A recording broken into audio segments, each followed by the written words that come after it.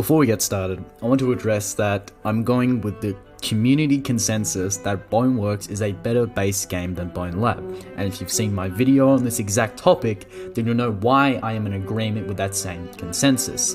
But with that out of the way, let's get into it. Where do I begin with this topic? I've seen a couple of videos addressing this question, but I really want to go in depth about these two games. In the VR community, often debating the GOAT, and no, I'm not talking about LeBron versus Michael Jordan, but rather the GOAT debate between Half-Life Alyx and Boneworks. Now, usually I would give a short answer in my thesis, a yes or a no, and then explain why I have that answer. But the short answer of this video is that I'm really not sure. So this is going to be less of a traditional essay and more of a discursive piece that invites you for discussion. In fact, I even want to do a stream addressing potential comments on this video soon, and maybe even debate over a Discord call. But I also want to state that I will be comparing these two games in their base form without the inclusion of mods. But now that the admin is done, let's get into our first topic. Holy fucking shit, is what I first said when I loaded into Half-Life Alyx. Now, my PC isn't the best, and in fact I had to run this game on the lowest graphics settings possible, but even with that caveat, the game looks gorgeous. Every single environment, from City 17 to the Vault to the train station and beyond, is absolutely beautiful. The attention to detail on display here is unparalleled, and oh, the facial animations, amazing. Russell, Eli, and especially the G-Man look incredible, and the high quality rendering here doesn't take away from their original counterparts in the Source engine. The Source 2 engine here is on its full power as the textures are crisp, the vistas are beautiful, and the environments are perfect for the game's story. Now, as I mentioned in a previous video, I love the aesthetic that Boneworks goes for. In fact, I said in that very video that it immediately feels familiar to Half-Life players, and well, it does. While I think Stress Level 0 trades detail for expansiveness, the industrial feel of Boneworks supports the level design and gameplay massively, and I'll give credit where credit is due. The shake-up to a more pseudo-fantasy landscape in the last third of the Boneworks campaign does prevent stagnation, but that shake-up from stagnation in terms of setting isn't all too present in Half-Life Alyx, however. And this confused me slightly because in the original Half-Life 2, I feel like there's a lot more diversity in the settings, from, when you're playing in the dark town of Ravenholm or fight through the oppressive prison Nova Prospect. And that's not to say that it doesn't do anything with the environment, because it's quite the contrary. I'll say this. I firmly believe that Half-Life Alyx has the most immersive environment in any VR game, period. And what makes it amazing is not only the attention to detail, as I mentioned, but how the environment shapes and facilitates gameplay. Now, while I have gripes with the gameplay mechanics themselves, which I'll get into, I think Valve really understood the limitations of their core gameplay loop and filled in some of the gaps with how the environment facilitates these interactions. What comes to mind in particular is Chapter 7, Jeff. Now, Jeff is an invincible entity who is blind and operates based on sound and can kill you in a single hit. Now, you, as Alyx, must complete various tasks while avoiding audible distractions such as coughing and tripwires, with the ability to create your own distractions, and it is terrifying. In fact, there's one point in this chapter where you're trapped in an elevator with Jeff, and it's literally like acting out one of those don't move moments in Until Dawn. Now, this is what I mean by the environment helps facilitate a better gameplay experience.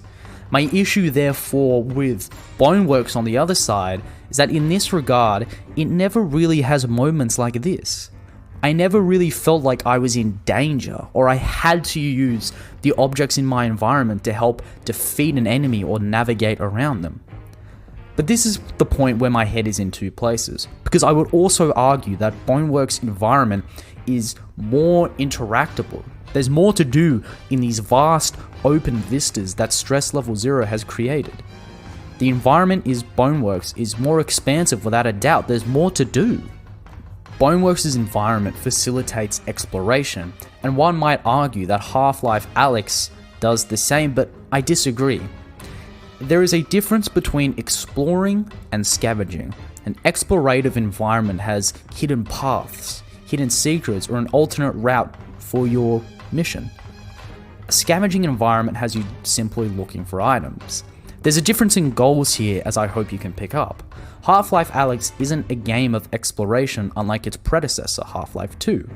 There's not a lot of room for you to go out into City 17 and explore the environment firsthand, which I think is a real misstep from Valve. My one main issue with Half-Life Alyx's environment is that it doesn't allow for you to go and do your own thing. Often the one path that progresses the story is the only path. And when an environment is as, carefully constructed as this, then there should be greater freedom to really spend time in it. But trust me, in the 8.5 hours it took me to complete the campaign, I spent a lot of time just looking around. But unfortunately, that's what most of it was. Just looking. Now, both games feature a myriad of puzzles, but I tend to enjoy the ones present in Half-Life Alyx more, and I think that's because of the variety of the puzzles themselves. From the 3 different hacking minigames that are actually a bit difficult towards the end of the game, to the environmental puzzles, and of course, role-playing as a fucking electrician. These puzzles help keep the game interesting and support that gameplay-environment relationship.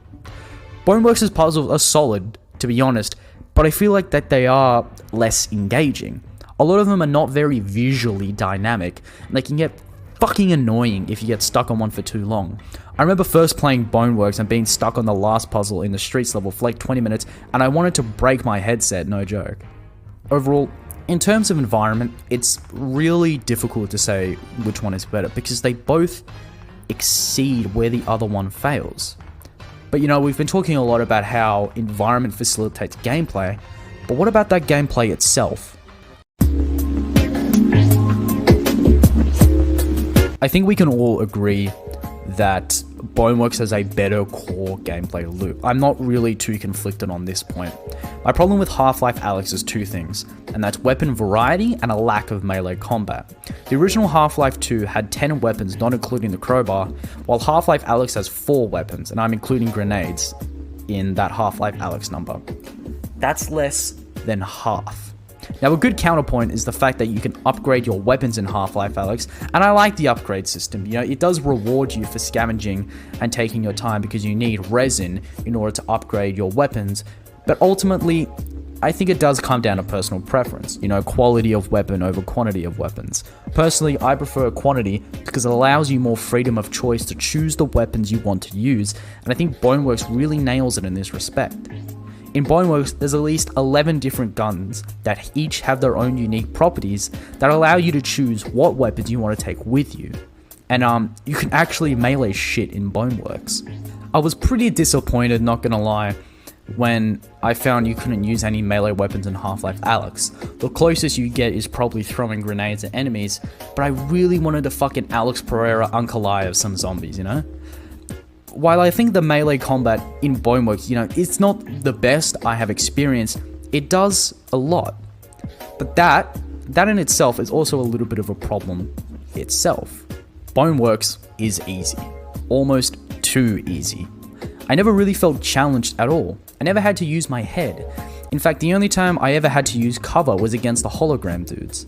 Like I said, I think Valve knew that their combat mechanics were a bit lackluster, so they made up for it in the difficult scenarios you're placed in. You can't rush the Combine. There were moments where I was genuinely nervous because a Combine minigunner is pinning me down and I'm about to get flanked. That's good. And it's moments like that that make the downtime between combat encounters less boring. But let's talk about the story that the gameplay serves.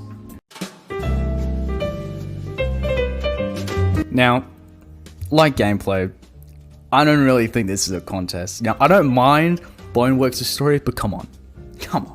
It's fucking Half-Life.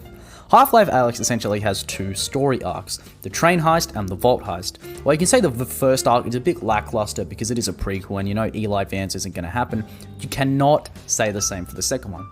The big mystery of the game is what's inside the vault. You know it must be something grand if the Combine are using the power of the Vortigaunts to protect it, but the mystery keeps evolving. You go from some super weapon the Combine have created to something they're trying to imprison, to thinking it's Gordon fucking Freeman, and the end result is, well, it's the goddamn G-Man. Now, I already knew the big twist going into it, which is this game retcons the ending of episode 2 by having Eli Vance live instead of die, but even then, the post-credits scene where you play as Gordon Freeman for like a minute genuinely had me doing the soy jack face. It's a great campaign. Now, Boneworks, it's okay, but the story was always meant to play second fiddle to the gameplay, and how the Marrow engine allows for full interactability with the environment. It's a story servicing the gameplay, not gameplay servicing the story. Boneworks was somewhat designed as a sandbox experience, which means that it detracts from some of the narrative elements of the game, but it certainly helps in my final point. The longevity of a game is paramount to its legacy and replay value, and this is a tricky subject for both games, because Boneworks has a better gameplay loop and more content as a base game, which, remember, we're assessing both games as their base product. Boneworks has a variety of post-game content, including sandboxes, arena modes, time trials, and more, all of which is absent from Half-Life Alyx.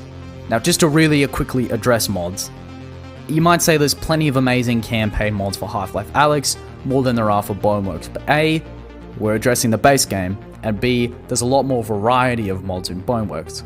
But there's also a reason why we talk a lot more about Bone Lab now that the community for Boneworks has kind of moved over to Bone Lab, but we talk about it a lot more than we talk about Half-Life Alyx, and that's because Boneworks, and Bone Lab by extension, has a lot more longevity to it.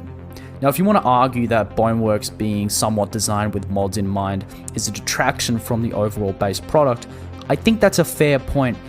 But even in Bone Lab as well, the existence of post-game content is amazing and will keep you returning back. Furthermore, because Boneworks' environments facilitate more exploration, there's replay value in that too. And you know, that's not to say that Half-Life Alyx doesn't have any replay value whatsoever, because I absolutely think it does. But if the question is which has more, Boneworks clears. Now, I began this video by saying I don't know which one is better, because truly, I don't know. I am very conflicted about this topic. Half-Life Alyx is a lot more of an immersive but linear experience, which may suit your taste and certainly it fulfilled mine. But sometimes I prefer the guided sandbox experience that Boneworks leans into. If there's one thing I am definitively certain of, it's that both of these phenomenal games are well worth your money. But what do you think? Which game do you prefer? Let me know. And if we get enough comments, I will try my best to do a live stream so I can address you guys directly.